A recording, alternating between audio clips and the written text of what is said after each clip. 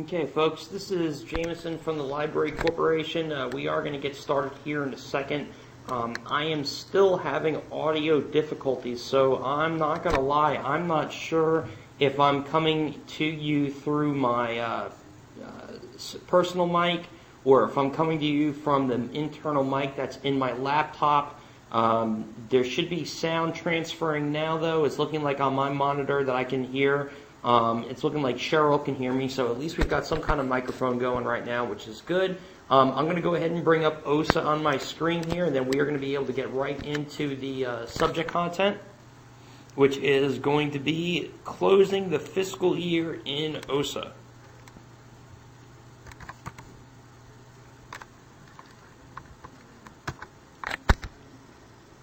And I'm sorry, I kind of went right into training. I hope everyone is having a nice day and good afternoon. My name is Jameson Reynolds, and if you have not yet been on a webinar, I am the training coordinator here at the Library Corporation.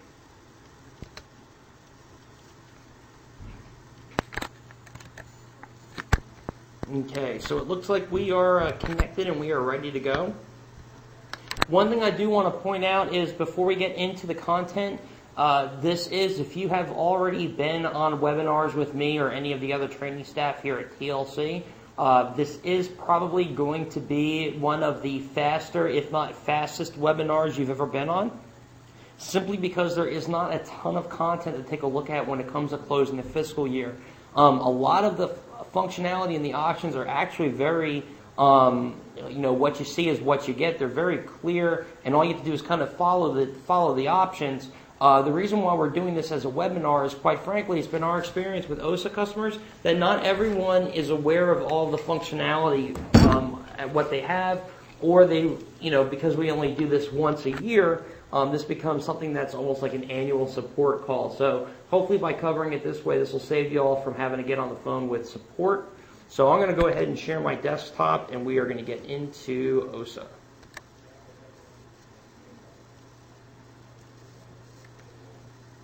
Okay, so right now everyone should see OSA on your screen, and you should see that I am logged in. So this is the main screen. In order to do all of your fiscal year ending and all of your maintenance, all of that is going to be found here on the admin link. Okay, so I'm sure that if you are on this webinar, this is something that you've seen before. This is somewhere where you have been before. Although everything that you're going to use is going to be found here under the fiscal year maintenance. One thing that I generally recommend to customers doing as part of fiscal year maintenance is coming down here to the report section. And under fund, you have your fund summary, your fund history, your running fund balances, which kind of gives you an idea of what you're actively working with now. It's sometimes a good idea to be aware of if you have any open funds that still have money in them. That might help you determine moving forward whether you're planning on using the rollover wizard or if you're simply just planning on cloning fund names. Okay, so I would generally recommend coming here to your reports to view your funds first, just to give you an idea of what it is you're working with when it comes to money. In addition to doing your fund maintenance and taking a look at your funds there, another report that I generally recommend folks running at this time is your vendor performance report.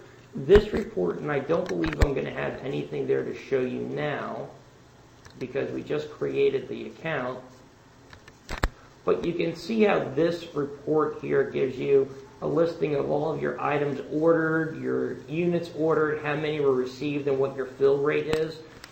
Sometimes, and it's easy for me to talk like this because I'm not actually in the field, but this is just what I've seen from traveling and working from customer to customer. It's usually good to really evaluate how good your vendors have actually been for you on an annual basis. And it's been my experience that a lot of customers like to use the end of their fiscal year to decide who's really been, helping them out. So they know moving forward if they had funds set aside specifically for vendors, or if they were using vendors for specific parts of their collection development. This gives them a really good idea as far as moving forward if they want to continue the relationship or if they need to move into a different direction. So although this really had nothing to do with fiscal year closing, Just as far as library performance and collection development, this is always a nice report to keep an eye on. So again, I got to these options by going to your admin link, by clicking reports, and I had my fund summary here, and I had my vendor performance here. So this is an area that you kind of want to be familiar with moving forward.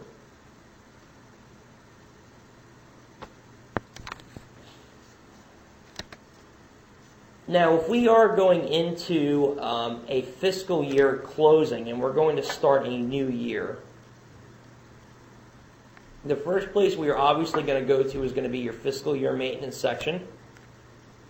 You have your fiscal year rollover wizard, and you have your clone funds from year to year to new fiscal year.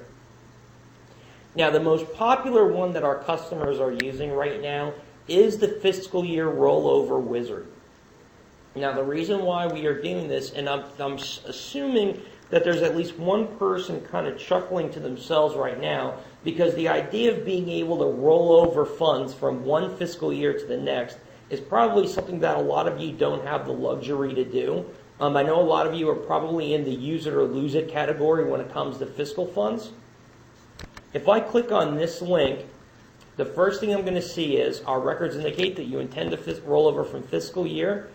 If the rollover date is incorrect, please contact TLC or use the clone and close utilities to perform that rollover manually. So if I were a customer and I was seeing that I wanted to roll over from my fiscal year 2010 into 2011, and I see that it says 2006 into 2007, probably the first thing I would do is stop what I'm doing, call support, and tell them to fix it. We would definitely get on that for you. However, you do have the ability to kind of move your fiscal years manually up year to year until you get current. One reason why I've seen customers run into this situation, and this may be describing your situation, is we have a lot of customers that prefer to use OSA strictly for the building of lists, the purchasing capability, and the integration from purchasing on-order items into the local catalog. We have customers that really have no concern regarding receiving, invoicing, or fiscal year management. So what we found is we've had customers that have really had no concern for that for a year or two or three, come in here to close a fiscal year and move into it, let's say adopt that policy, and all of a sudden they realize they're off by a few years. If that sounds like you, please do not hesitate to call support, and we can help you get caught up with your fiscal years and close out the appropriate funds. But here we are at the fiscal year rollover wizard. I'm going to go ahead and click next. And here I get two options for my fiscal year rollover wizard. I can use it or lose it, or I can move cash balance into new fiscal year. Okay?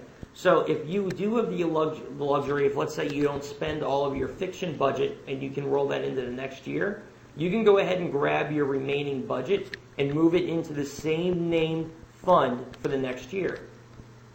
If you do not have the ability to roll over your funds, you can choose use it or lose it. It'll still create those fund names. However, you will not start with the existing balance from the previous year. So if you notice, I went ahead and chose use it or lose it. I'm not going to say that 5 times fast. And now we move over to the next section. Select encumbrance option. Do I want, for my encumbered options, do I want items to remain encumbered in fiscal year 2006? Do I want to move fiscal year 2006 encumbered amounts into 2007? This is a great distinction here because we do have some customers that prefer to have, if it was ordered in one fiscal year, it's got to stay in that fiscal year. We have other customers that if I ordered it at the end of one fiscal year, but it's not going to come until maybe 2 or 3 months into the next fiscal year, we want it to encumber against that next year. We can go ahead and accommodate that with one of these two options. The next option, the third option, is cancel all on-order items in fiscal year 2006 and copy those items into a fiscal year canceled items list. The units in the new list will be converted to the new fiscal year. Okay, so basically what this is saying is if you ordered anything in the previous year and you didn't get them, it's going to cancel all of those items, no matter what list they were on. It's going to cancel all of those items from the previous year, create a new list for canceled items in the next fiscal year, and drop all those items on that list. Notice it does say, in order for the wizard to complete with this option selected, all items received in the old fiscal year must first be invoiced, and all pending invoices must be approved. Okay? So that just gives you a little bit more detail on what that option is going to do. Generally speaking, a lot of our customers don't even make it to this third option. Generally, the first option is going to accommodate everything you need, and then we do have some customers that do need that second option as well.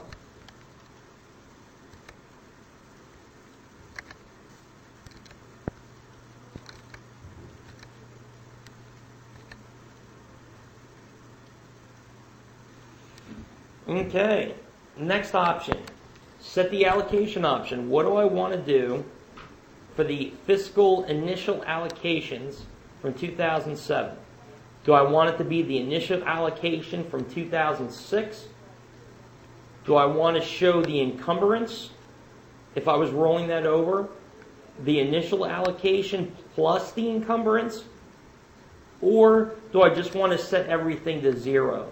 Basically, if we're setting it to 0, we're just copying over the names of all of your funds from 2006 to 2007, only you're not starting out with any initial allocations. Someone is going to have to go in manually and change all of those numbers.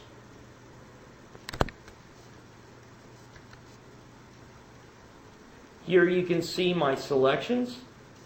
I chose the use it or lose it. I'm planning on moving my fiscal 2006 amounts into 2007. I want my allocation option set to 0, and I am updating everyone's distribution profile. One thing I do want to point out is when I chose to go to items remain encumbered, meaning I'm not carrying over that encumbered amount, the system does update its options next. Obviously, it doesn't have anything to do with encumbrance because I'm not pulling anything over. So either I'm starting out in 2007 with what I started out in 2006, or I'm starting at 0.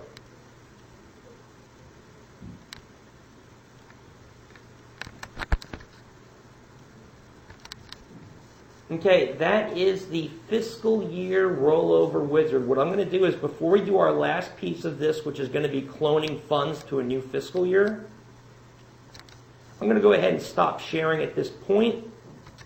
So if anybody has any questions, you can go ahead and ask those questions now.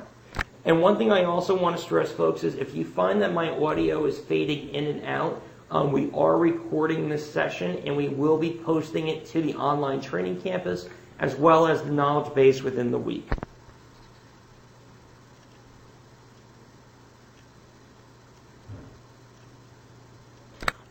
Yes, the option of canceling all on-order items was entered into the system this past year, as was the use it or lose it feature. That was also new within the last couple of releases.